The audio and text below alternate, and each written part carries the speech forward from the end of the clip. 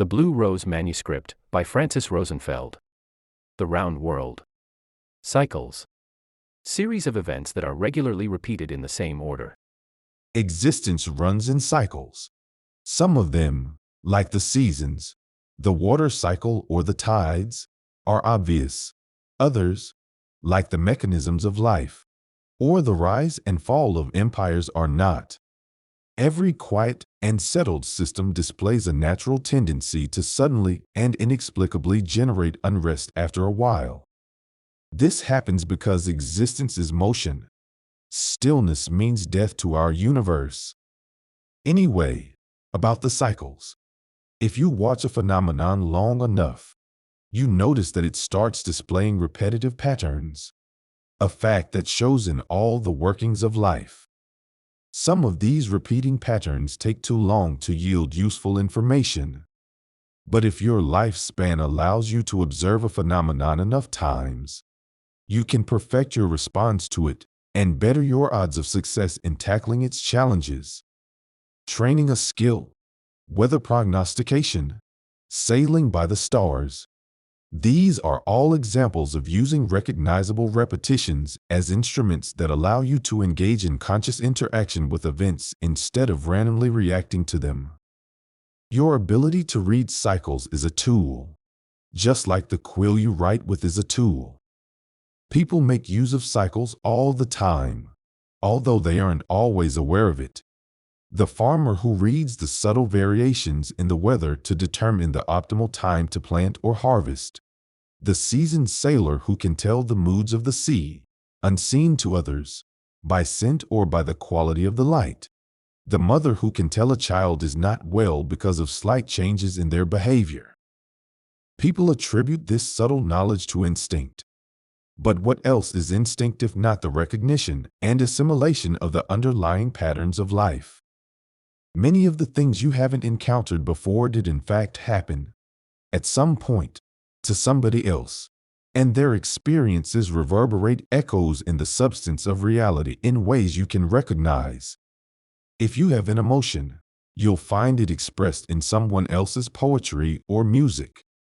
If you have a thought, you will find it reflected in conversations, in mundane events, in places you wouldn't dream of. Watch for those echoes. They will help you clarify what the thought, the emotion, was about. And know that you are somebody else's echo too. So, what can you do with cycles? Some people use them to time their action to the beginning, rather than the end of a process. And in doing so, they reap its full benefits. Others are keen observers of human nature, which is also filled with repetitive patterns, and wield this knowledge in any way they wish, from studying the human heart to using its predictable nature to their advantage. Seeing that things repeat is the beginning of wisdom. The substance of being is very simple, and everything that is cut from the same fabric, so to speak. The complexity you see all around you is born of endless repetitions of processes that run eons, and which are occasionally subject to random shifts. There is little difference between you and this rock, and that difference is born of variations on a theme. But what about the soul, you ask?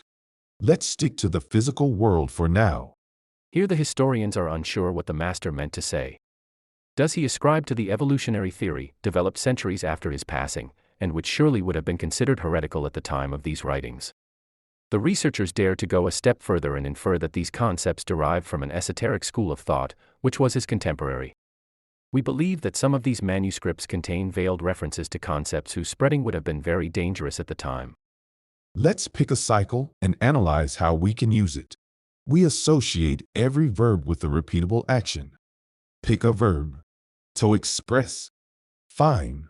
The night is bright and full of stars, and I have a yearning I can't describe. Half thought, half emotion, both quivering and raw. I'm afraid, but I'm also elated by this vision so many people saw before me, and wonder how come nobody thought to give this feeling a name. Or maybe they did, and maybe I don't know it, but I have no way of finding out. And I don't want my feeling without a name to die unsung. So I'll name it myself, for myself, and thus give it meaning.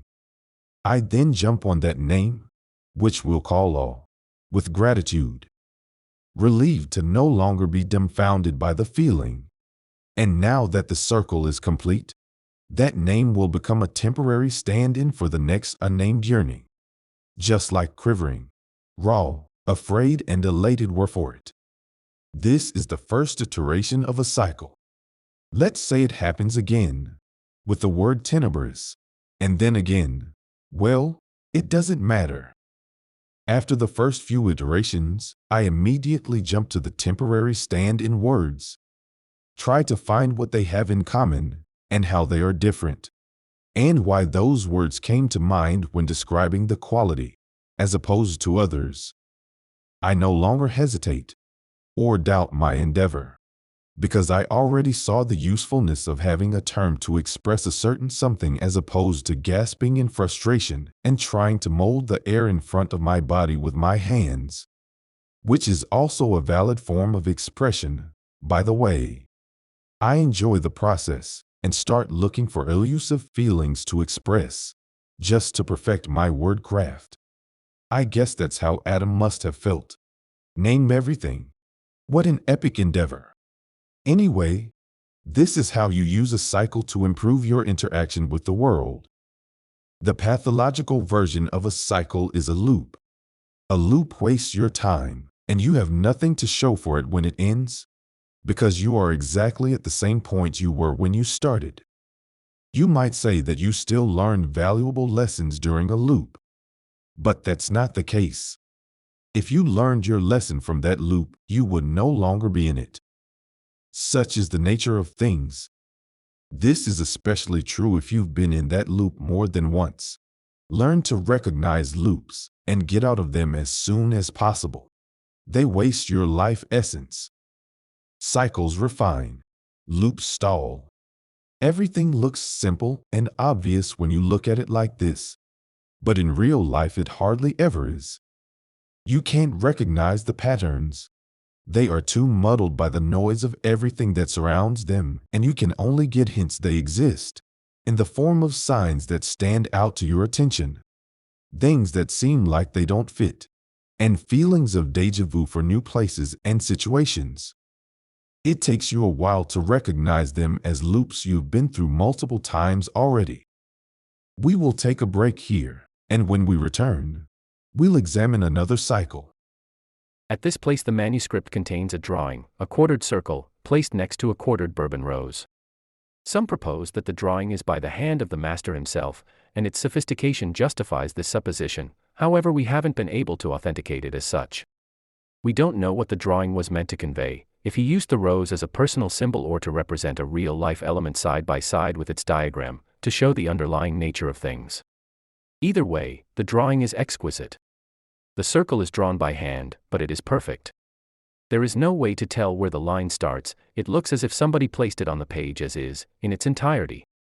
No beginning, no end. Some suggest that the circle represents a loop, and the rose represents a cycle, but that doesn't make any sense, because depicting the fatal flaw described in the paragraph above with perfect geometry seems to contradict the whole point of the teaching. His use of the rose to demonstrate how a diagram works looks like a more plausible explanation. Bourbon roses would have been fairly available during the artist's time, which makes them a convenient teaching tool. The sketch was drawn in purple ink. Careful examination established it to be the same as that of the writing. The rose appears light blue. The highlights and the shadows are dramatic, making the sketch look as if it's trying to emerge from the page. After looking at it for a while, a strange optical illusion occurs, one which we all experienced. The circle starts to float above the page too, with the quarters tiered, like they belong to different planes. This unusual piece of art was photographed many times. Unfortunately, the three-dimensional effect gets lost in photography, which renders both the rose and the circle flat. Back to cycles. What did I just draw? We have to pause here to comment that there is no proof he is referring to the etchings of the circle and the rose. That is correct. It is a building plan. Notice that it is a perfectly symmetrical Greek cross with equal arms inscribed in a circle. A few decades ago, this would have been the embodiment of architectural perfection. To the taste of our time, it feels simplistic and barren. indicative of the fact that we are looking at a diagram of a plan, rather than the plan itself. It seems too lacking in detail in our present context. Maybe you already noticed that the people of our day and age have developed a taste for flourish, and things have started to overflow with detail in every field: architecture, literature, art. Soon these details will warp the fundamental principles of their original design to the point where it will be rendered unrecognizable. A new generation of builders will come after that, who will decry this fall from grace, and who will reinvent geometrical perfection in a new form. They will rediscover the purity of simple lines, but they will look down on the dusty work of their ancestors, the ones who would have loved the simple building plan above, the Greek cross, and who would have deemed it complete. These newcomers will not recognize that they are in fact reproducing the mental patterns of their forebears, their quest for simplicity and order, their desire for a unifying model, their abhorrence of everything that doesn't fit inside the lines. Same sensibility, different forms to express it. This is a very simple cycle too. It only has two states: order and profusion. The last phrase sheds light on the manuscript drawings, although the choice of the rows to illustrate this example seems random. Do you have questions? How does the understanding of cycles help you with your life? Cycles are powerful devices whose strength comes from many sources acting in concert. This makes them difficult to defeat.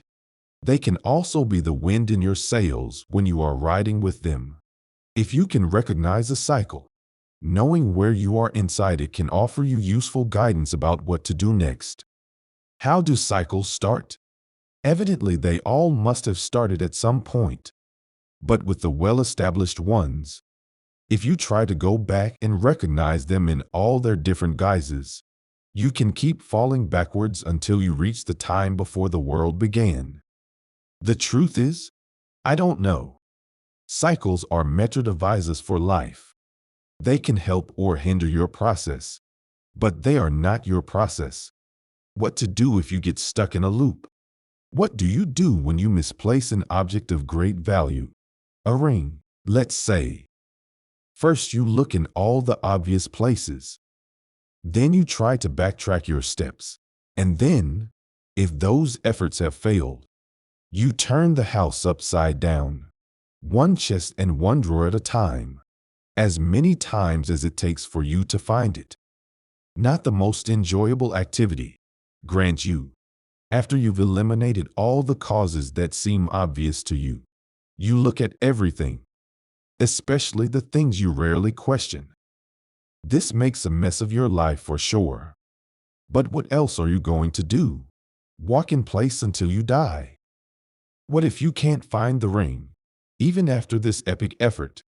You have my sympathies. What sources come together to feed cycles? People, ideas, the mores of the time, unusual natural occurrences, accumulated knowledge, triggering events, things that push from behind, scarcity and overabundance. Many things. Before we end this subject, I would like to speak briefly about the ceremonial function of cycles. Engaging in a cycle for its own sake is the essence of ritual.